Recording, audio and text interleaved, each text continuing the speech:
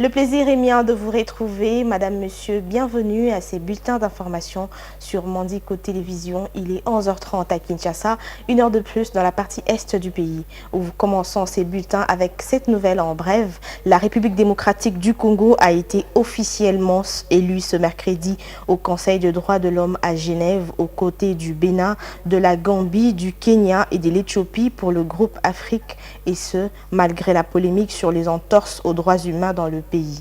Le 5 pays siégéront pour 3 ans à partir du 1er janvier prochain. Vous suivrez dans nos prochaines éditions la réaction des autorités congolaises qui se réjouissent de cette élection, assurant de se montrer à la hauteur de cette responsabilité.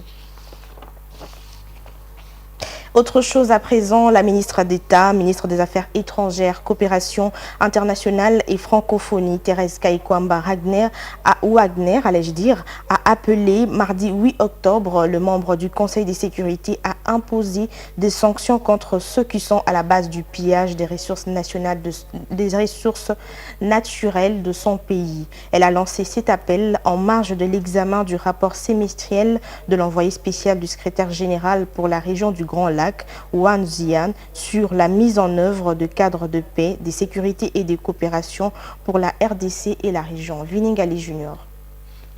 Madame la Présidente, la situation sur le terrain est alarmante et les chiffres du désastre humanitaire dans l'est de mon pays sont accablants. Près de 7 millions de Congolais sont actuellement déplacés, vivant dans des conditions de dénuement total, faisant de la RDC le pays avec la plus grande population de déplacés internes au monde. Le rapport de votre groupe d'experts confirme la présence de plus de 4000 soldats des forces de défense rwandaises sur le sol congolais, dépassant les effectifs du M23. Ainsi, le Rwanda, contributeur de troupes aux Nations Unies, s'ingère impunément dans les affaires de ses voisins en violation flagrante du droit international. Cette ingérence s'accompagne d'une série de manœuvres illégitimes visant à restructurer l'administration locale dans les zones occupées, notamment à travers des nominations d'autorités coutumières imposées par le M23 et soutenues par le Rwanda. Nous appelons ce Conseil à prendre de mesures fermes en imposant des sanctions ciblées contre les individus rwandais au sommet de la chaîne de commandement impliqués dans le soutien au M23. Les rapports que nous avons tous sous les yeux mettent en lumière leur rôle direct dans les attaques contre le territoire congolais, y compris sur des camps de déplacés internes et leur coordination avec des groupes armés. Nous demandons donc que ces sanctions incluent des interdictions de voyage, des gels d'avoirs et des mesures économiques, afin de mettre un terme à cette ingérence déstabilisatrice qui menace la paix et la sécurité régionale. Le Conseil de sécurité doit réaffirmer avec force les principes fondamentaux qui constituent le socle de notre patrimoine du multilatéralisme: la justice, la redevabilité et la paix. Parlons santé à présent. Le gouverneur de la province de la Chopo, Paulin Lendongolia, a présidé la cérémonie du lancement de la campagne de vaccination contre le POX le lundi 7 octobre à Yakusu, localité située à 25 km de Kisangani en aval du fleuve Congo. Yakusu a été choisi en raison de taux très élevés de la mortalité constatée dans cette entité administrative de la province de la Chopo. Jusqu'au mois d'août de cette année, 176 cas suspects d'un POX ont été constatés dans la zone de santé de Yakusu, la zone la plus touchée de la province. Laetitia Moulalo pour le détail. Dans la province de la Chopo, le contexte épidémiologique actuel est marqué par la menace de l'émergence de l'épidémie de Mpox, avec plusieurs cas confirmés dans 22 zones de santé sur les 23 que compte cette province. Le Mpox se transmet par contact étroit entre les individus.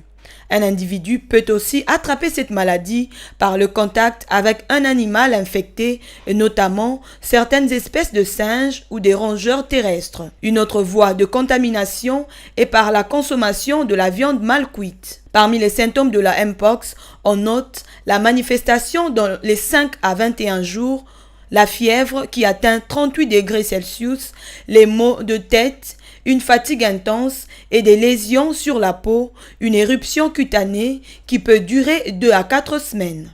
Pour la représentante du bureau de l'UNICEF dans la Chopo, l'objectif de cette campagne de vaccination est de stopper l'épidémie dans la province de la Chopo, en particulier et en République démocratique du Congo de façon générale. Le gouvernement congolais a décidé cette fois-ci de vacciner des personnes à risque, notamment le personnel de santé et les professionnels, les chasseurs et les éleveurs qui sont en contact avec les animaux, pour ne citer que cela. Retenez que cette vaccination qui se déroule dans la zone de santé de Yakusu va durer 10 jours. La quantité de vaccins est évaluée à 2300 doses disponibles pour cette première phase. Le bureau de l'UNICEF, province de la Chopo, exhorte les autorités politico-administratives, députés, leaders communautaires et religieux, associations féminines et les jeunes à s'impliquer et à s'engager en faveur d'une adhésion massive des communautés à toutes les actions de lutte contre l'épidémie de Mpox dans la province. Clôturant ces bulletins, le mercredi 9 octobre, Mandico Holding lance l'opération de son service Mbiocar dans la capitale de Kinshasa. Cette initiative menée par la CEO Julia Luonga vise à lutter contre la pauvreté chez les jeunes et à améliorer les services de transport en République démocratique du Congo. Reportage de Meshak Lofaka. Chose promise, chose due. Après la réception des véhicules, le recrutement des chauffeurs ainsi que les captures et signatures des contrats, la société Mandico Holding a officiellement lancé l'opération de son service Mbiocar dans la capitale de Kinshasa. Cette initiative menée par la CEO Julia Luonga vise à lutter contre la pauvreté chez les jeunes et améliorer les services de transport en RDC. Tout a commencé par une réflexion sur la situation actuelle de Kinshasa et le manque d'emploi chez les jeunes. Suite à ces profondes réflexions, Madame Julia Luonga entre dans la vision du chef de l'État Félix Tshisekedi en mettant en place un service de transport sûr et professionnel. Julia Luonga s'engage à offrir des services de transport efficaces et fiables, contribuant ainsi à la mobilité urbaine et au développement économique de Kinshasa. Fervente défenseuse de l'emploi et de la lutte contre le chômage, s'aligne parfaitement à la vision du président de la République. Elle travaille sans relâche pour soutenir la jeunesse congolaise et créer des opportunités d'emploi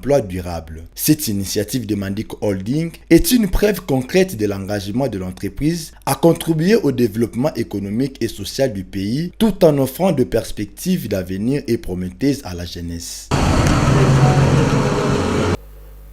C'est cet élément qui met fin à ces bulletins d'information. Madame, Messieurs, merci de votre attention soutenue. Restez branchés sur Mandico Télévision. Une pensée, un écrit.